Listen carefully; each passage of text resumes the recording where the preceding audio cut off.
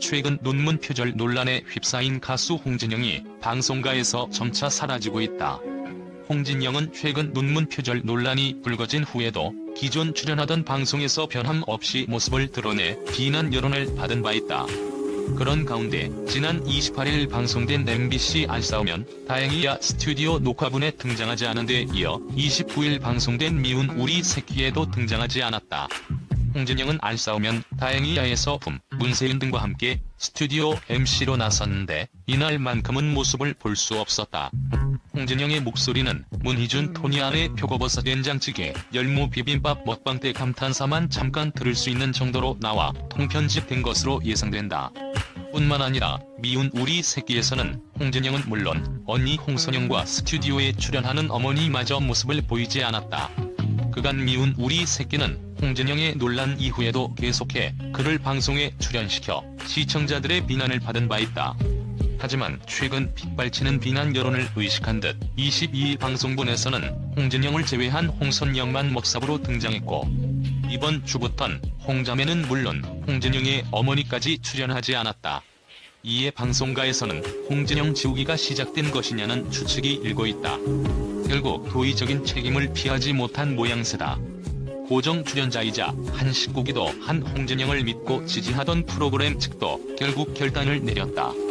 한 방송 관계자는 논란과 의혹에 대한 정확한 결과가 나오기도 전에 출연진을 정리하는 건 굉장히 조심스러운 일이기도 하다며 그것이 자칫 인정하는 모습으로 비춰지기도 하기 때문에 난감하다고 말했다.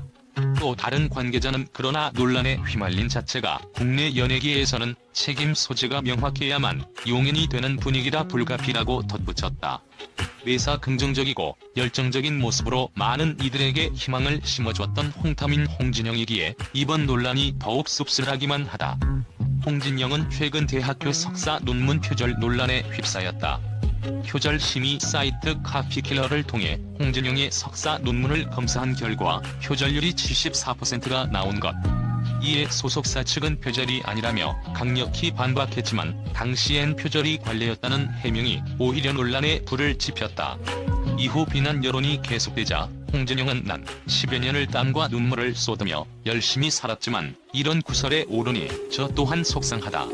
이 모든 게 저의 불찰이고 잘못이라며 석사 학위를 반납하겠다는 뜻을 밝혔다. 하지만 이마저도 논란을 더욱 띄웠다. 검찰과 경찰의 정식 수사를 촉구하는 청와대 국민청원까지 올라왔는데 해당 청원인은 한국에는 박사 학위 반납이라는 제도가 없다. 더 큰 부정행위가 발각될 것을 우려해 가능하지도 않은 학위 반납 의사를 밝히며 여론 진화에 나선 걸로 보인다고 말했다.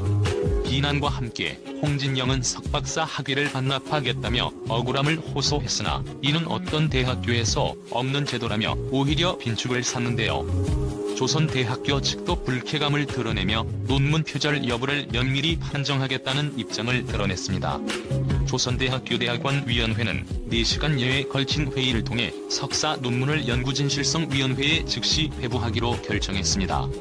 논문에 문제가 나타나게 되면 홍진영이 주장하는 학위 반납이 아닌 학위 취소로 자발적인 학위 반납이 아닌 처벌 수위인 학위 취소라는 불명예를 안게 됩니다. 홍진영은 친언니 홍선영과 방송 활동을 하며 가수 외에도 예능인으로서 활동을 이어왔습니다. 언니를 통해 다이어트 사업 구성안을 내놓을 만큼 사업적 능력도 내비쳤는데요.